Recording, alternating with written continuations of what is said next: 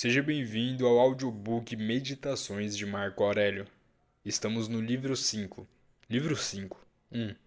Na manhã em que você se levantar sem vontade, que este pensamento esteja presente.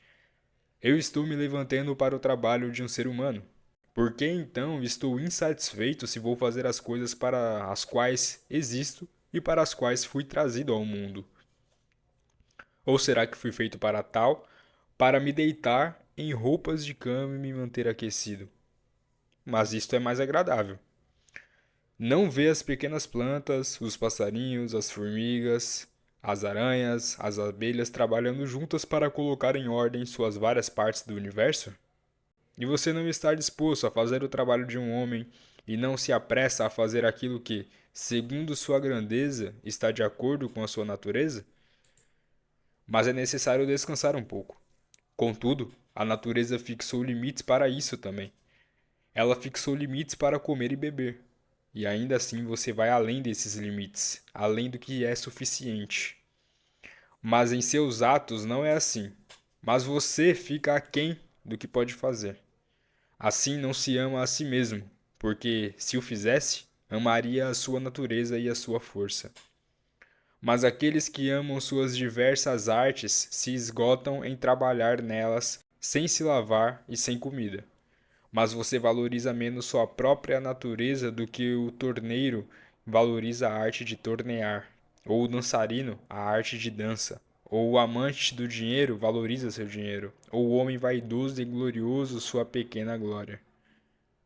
E tais homens, quando têm uma afeição desmedida por uma coisa, preferem não comer nem dormir do que aperfeiçoar as coisas que lhe interessam. Mas os atos que dizem respeito à sociedade são mais desprezíveis aos seus olhos e menos dignos do seu trabalho? 2. Como é fácil repelir e apagar qualquer sentimento perturbador ou inadequado e imediatamente estar em toda tranquilidade. 3. Julgue toda palavra e obra que é conforme a natureza idônea para você, e não se deixe desviar pela acusação que vem de nenhum dos povos, nem pelas suas palavras. Mas se alguma coisa for boa para se fazer ou para se dizer, não a considere indigna de você, pois essas pessoas têm seu peculiar princípio condutor e seguem seu peculiar movimento, coisas que não se consideram, mas seguem em frente, seguindo sua própria natureza e a natureza comum, e o caminho de ambos é um só. 4. Eu atravesso as coisas que ocorrem de acordo com a natureza até que eu caia e descanse, respirando meu fôlego para dentro daquele elemento do qual eu o retiro diariamente, e caindo sobre aquela terra da qual meu pai coletou a semente, e minha mãe o sangue, e ama o leite, da qual durante anos eu recebi comida e bebida, que me suporta quando eu piso-a e abuso dela para tantos propósitos. 5. Você diz: homens não podem admirar a perspicácia de sua inteligência. Mas há muitas outras coisas das quais você não pode dizer: eu não sou formado a partir delas pela natureza. Mostra, pois, aquelas qualidades que estão totalmente em seu poder: sinceridade, ternura, resistência ao trabalho, aversão ao prazer, contentamento com a sua parte e outras coisas, benevolência, franqueza, nenhum amor ao supérfluo, despreendimento do insignificante, magnanimidade. Não percebe quantas qualidades você é imediatamente capaz de exibir, nas quais não há desculpa de incapacidade natural e inaptidão, e ainda assim permanece voluntariamente abaixo da meta? Ou é compelido por ser inadequadamente suprido pela natureza a murmurar, a ser mesquinho, a lisonjear, a encontrar falhas em seu pobre corpo e a tentar agradar os homens, a fazer grande ostentação e a ser tão inquieto em sua mente? Não pelos deuses, mas você poderia ter sido liberto dessas coisas há muito tempo. Somente se na verdade você puder ser acusado de ser bastante limitado e sem compreensão, você deve se esforçar também sobre isso, sem negligenciá-la nem ainda ter prazer em sua monotonia. 6. Aquele que prestou um serviço a outro está disposto a contabilizá-lo como um favor conferido. Um outro não está disposto a fazer isso, mas ainda em sua própria mente pensa no homem como seu devedor e sabe o que é que ele fez. Um terceiro, de certo modo, nem sequer sabe o que fez, mas é como uma videira que produziu uvas e não busca nada mais depois de ter produzido seu fruto. Como um cavalo quando correu, um cachorro quando abordou a caça, uma abelha quando fez o mel, assim um homem quando faz um bom ato não pede que outros venham ver, mas passa para o outro lado, pois uma videira passa a produzir novamente as uvas na estação. Deve o homem então ser um deles, que de certa forma age assim sem se preocupar com o seu próprio fruto, e que ao mesmo tempo sabe o que faz. Sim, mas esta mesma coisa é necessária, a observação do que um homem está fazendo. Sim, mas essa mesma coisa é necessária, a observação do que um homem está fazendo. Pois pode-se dizer, é característico do animal social perceber que ele está trabalhando de maneira social, e de fato desejar que seu companheiro social também deveria perceber isso. É verdade o que você diz, mas não entende corretamente o que é dito agora, e por isso você vai se tornar um daqueles de quem eu falei antes, pois mesmo eles são enganados por uma certa demonstração de razão. Mas se você escolher entender o significado do que é dito, não tema, por esta razão você omitirá qualquer ato social. 7. Uma oração dos atenienses. Chuva, chuva, ó querido Zeus, chova sobre os campos lavrados dos atenienses e sobre as planícies. Na verdade, não devemos orar de forma alguma, ou devemos orar desta maneira simples e nobre. 8. Assim como devemos entender quando se diz que Esculápio prescreveu a este homem um exercício a cavalo, ou tomar banho em água fria, ou ficar sem sapatos, assim devemos entendê-lo quando se diz que a natureza do universo prescreveu a este homem uma doença, ou mutilação, ou perda, ou qualquer outra coisa do gênero. Pois no primeiro caso, prescrever significa algo assim: ele o prescreveu para este homem com uma coisa adaptada para prover saúde. E no segundo caso, significa que o que acontece ou convém a cada homem é fixado de maneira adequada para ele, de acordo com o seu destino. Pois isso é o que queremos dizer quando dizemos que as coisas são adequadas para nós, como dizem os operários sobre as pedras quadradas nas paredes ou nas pirâmides, que elas são adequadas, quando elas se encaixam em uma nas outras em algum tipo de conexão. Pois há uma só aptidão, e o universo, como é composto de todos os corpos para ser um corpo como ele é, de todas as causas existentes à necessidade, é feita para ser uma causa como ela é. E mesmo aqueles que são completamente ignorantes entendem o que quero dizer, pois dizem: necessidade, destino, trouxe isto a tal pessoa. Isto então foi trazido e isto lhe foi prescrito. Vamos então perceber essas coisas assim como aquelas que Esculápio prescreve. Muitas, por uma questão de ordem natural, são desagradáveis, mas nós as aceitamos na expectativa de saúde, que o aperfeiçoamento e a realização das coisas da natureza comum julga boas sejam julgadas por você como sendo da mesma espécie que a sua saúde. E assim, aceite tudo o que acontece, mesmo que pareça desagradável, porque leva a isso: a saúde do universo e a prosperidade e felicidade de Zeus, que é o universo. Pois ele não teria trazido a nenhum homem o que trouxe, se não fosse útil para o todo. Nem a natureza de qualquer coisa, seja ela qual for, causa algo que não seja adequado àquilo que é orientado por ela. Por duas razões, então, é certo estar contente com o que lhe aconteceu. Uma, porque foi feito para você e prescrito para você, e de uma maneira tinha se referido a você, originalmente das causas mais ancestrais fiadas pelo seu destino. E a outra, porque mesmo o que vem cruelmente para cada um de nós é para o poder que administra o universo uma causa de felicidade e perfeição, ou mesmo pela sua própria continuidade. Para a integridade do todo, você é mutilado. Se cortar qualquer coisa da combinação e da continuidade, quer das partes ou das causas, e você se corta. 9. Não fique enojado, nem desanimado, nem insatisfeito se você não conseguiu fazer tudo de acordo com os princípios certos. Mas quando você falhar, volte novamente e fique satisfeito se a maior parte do que você fizer for consistente com a natureza do homem, e ame isso ao qual você retornou. E não volte à filosofia como se ela fosse um mestre, mas haja como aqueles que têm olhos feridos e aplique um pouco de esponja e ovo, ou como o outro aplica um emplastro, ou compressa com água. Pois assim você não falhará em obedecer à razão e repousará nela.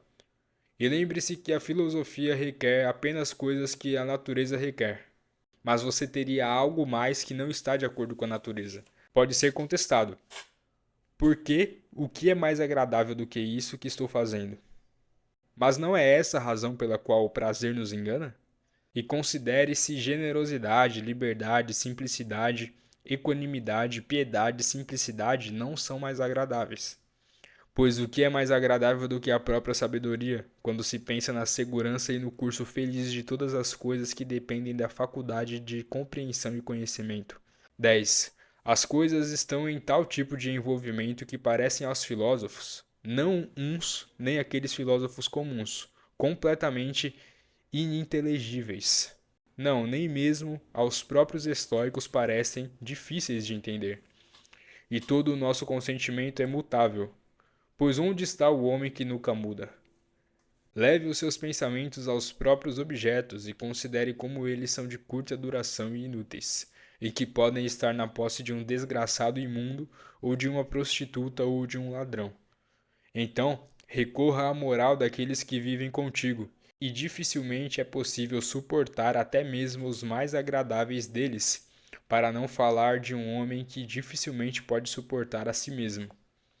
Em tal escuridão e sujeira, e tão constante fluxo tanto de substância como de tempo, e de movimento e de coisas movimentadas, não posso imaginar o que vale a pena ser altamente valorizado, ou mesmo um objeto de séria perseguição.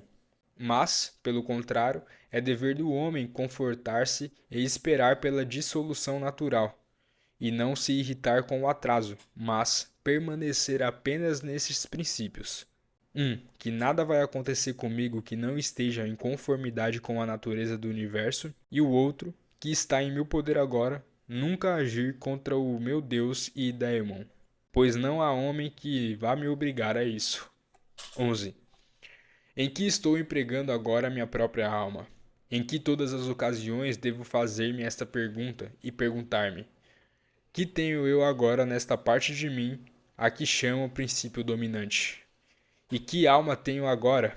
A de uma criança, ou de um jovem, ou de uma mulher fraca, ou de um homem tirano, ou de um animal doméstico, ou de uma besta selvagem? 12. Que tipo de coisas são essas que parecem boas para muitos? Podemos aprender até mesmo com isso.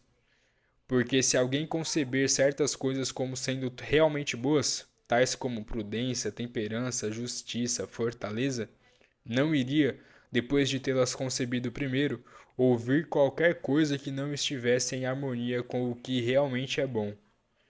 Mas se um homem primeiro concebeu como boas as coisas que parecem ser boas para muitos, ele ouvirá e facilmente receberá como muito aplicável o que foi dito pelo poeta cômico. Pois, se não fosse assim, este provérbio não ofenderia e não seria rejeitado no primeiro caso, enquanto nós o aceitamos quando se fala de riqueza e dos meios que promovem luxo e a fama, como dito de forma adequada e espirituosa.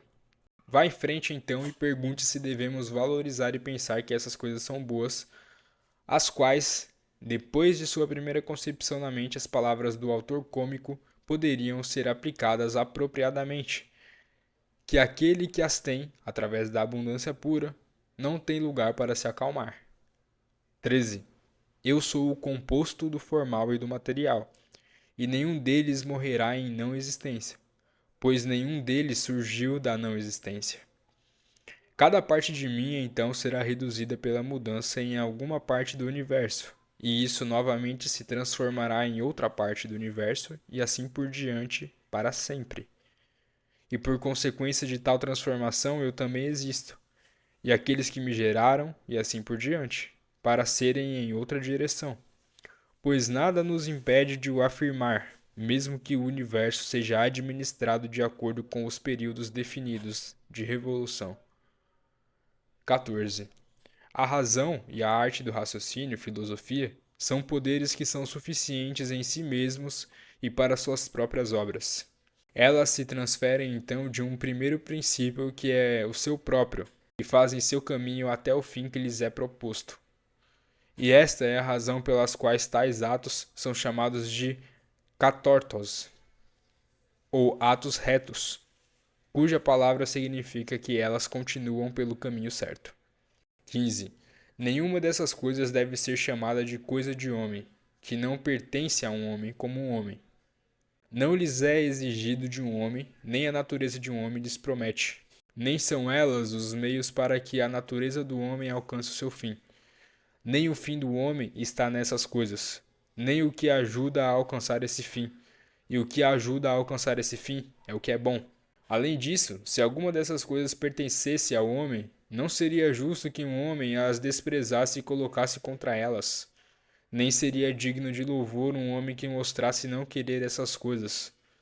Nem seria bom aqueles que se empenhassem em algumas delas, se realmente essas coisas fossem boas. Mas agora, quanto mais dessas coisas um homem se priva, ou de outras coisas semelhantes, ou mesmo quando é privado de algumas delas, tanto mais pacientemente ele suporta a perda, tanto mais ele é um homem de bem. 16. Tais como são os seus pensamentos habituais, tais também serão o caráter da sua mente, pois a alma é tingida pelos seus pensamentos. Tinge-a, pois, com uma série contínua de pensamentos como esses. Por exemplo, que onde um homem pode viver, lá ele também poderia viver bem, mas ele deve viver em um palácio. Bem, então, ele também pode viver bem em um palácio. E novamente, considere que para qualquer propósito cada coisa foi constituída. Por isso ela foi constituída, e para isso ela é transportada. E seu fim está naquilo para o qual ela é conduzida. E onde o fim está, há também a utilidade e o bem de cada coisa. Agora, o bom para o animal racional é a sociedade, pois que somos nós feitos para a sociedade foi mostrado acima. Não é claro que o inferior existe por causa do superior, mas as coisas que têm vida são superiores às que não têm vida, e das que têm vida a superior às que têm razão. 17. Buscar o impossível é loucura, e é impossível que os maus não façam algo desse tipo. 18. Nada acontece a nenhum homem que ele não esteja preparado pela natureza para suportar. As mesmas coisas acontecem a outro, e ou porque não vê que elas aconteceram, ou porque quer mostrar um grande espírito, é firme e permanece ileso.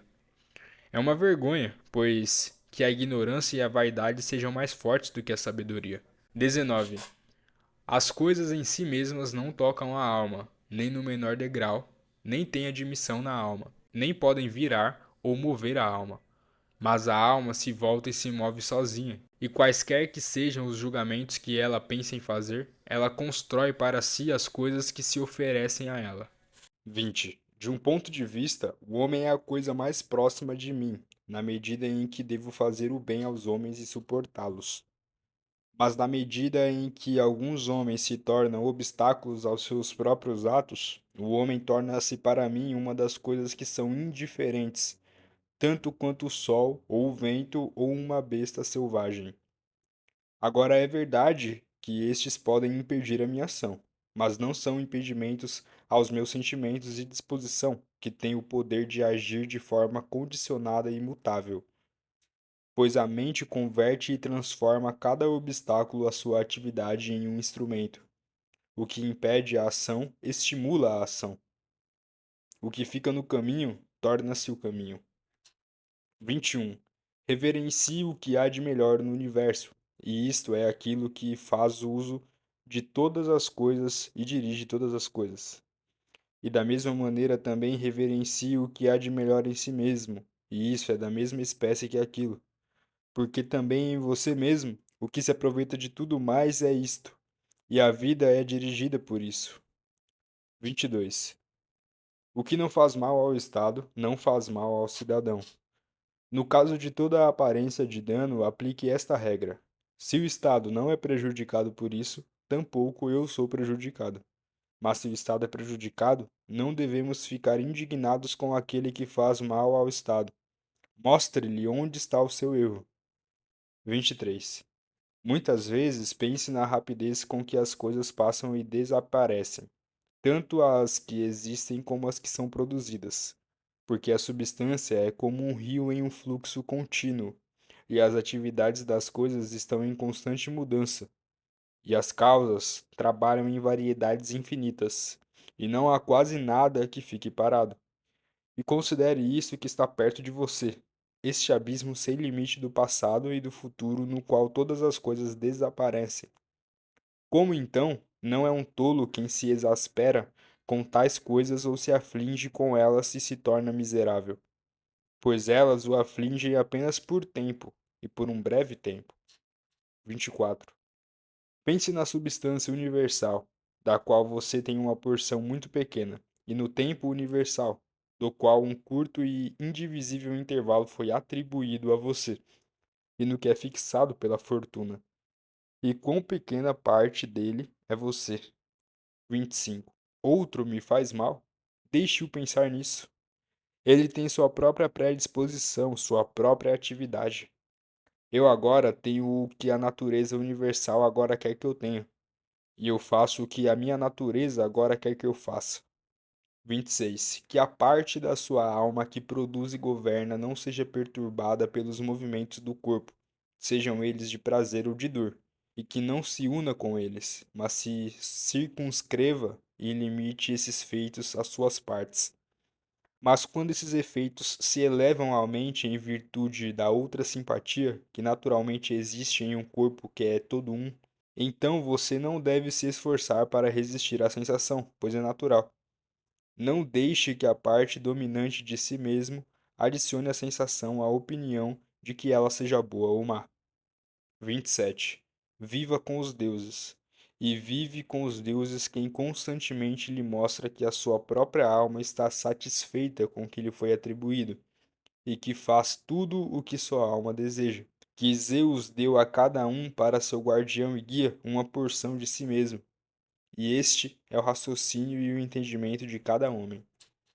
28. Você está indignado com aquele cujas axilas fedem, ou aquele cuja boca cheira mal?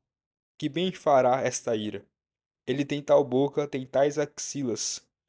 É necessário que tal emanação venha de tais coisas, mas o homem tem razão, isso será dito, e ele é capaz, se tomar dores, de descobrir em que ele ofende. Eu desejo-lhe sucesso em sua descoberta.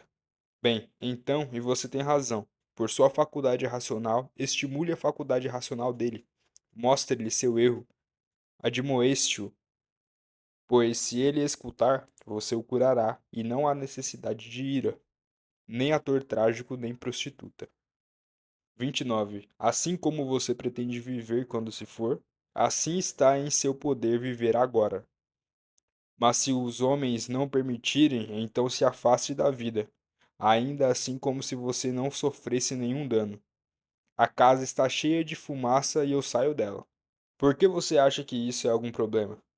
Mas enquanto nada desse tipo me expulsar, eu permaneço, sou livre, e nenhum homem me impedirá de fazer o que eu escolher. E eu escolho fazer o que está de acordo com a natureza do animal racional e social. 30. A inteligência do universo é social. Por isso, fez as coisas inferiores para o bem do superior, e ajudou o superior um ao outro. Percebe como subordinou, coordenou e destinou a tudo a sua justa porção, e uniu em concórdia as coisas que são as melhores. 31. Como você se comportou até agora com os deuses, seus pais, seus irmãos, crianças, professores, com aqueles que cuidaram da sua infância, com seus amigos, parentes e escravos. Considera se até agora tem procedido para com todos de tal modo que isso se possa dizer a você: nunca ofendeu um homem com atos ou palavras. Tanto quanto as coisas pelas quais você passou, quanto pelas coisas que você foi capaz de suportar, e que a história de sua vida agora está completa e seu serviço terminou. E quantas coisas belas você viu, e quantos prazeres e dores você desprezou, e quantas coisas consideradas honrosas você rejeitou, e a quantas pessoas mal intencionadas você mostrou uma disposição bondosa. 32. Por que é que as almas não qualificadas e ignorantes perturbam aqueles que têm habilidade e conhecimento? Qual é então a alma que tem habilidade e conhecimento? Aquela que conhece o princípio e o fim, e conhece a razão que impregna toda a substância, e ainda que, por períodos fixos, administra o universo. 33. Em breve, muito em breve, você será cinzas ou um esqueleto e um nome, ou nem mesmo um nome, mas o seu nome é som e eco. E as coisas que são muito valorizadas na vida são vazias e apodrecidas e insignificantes, e como cães pequenos mordendo uns aos outros, e crianças pequenas brigando, rindo, e então chorando imediatamente.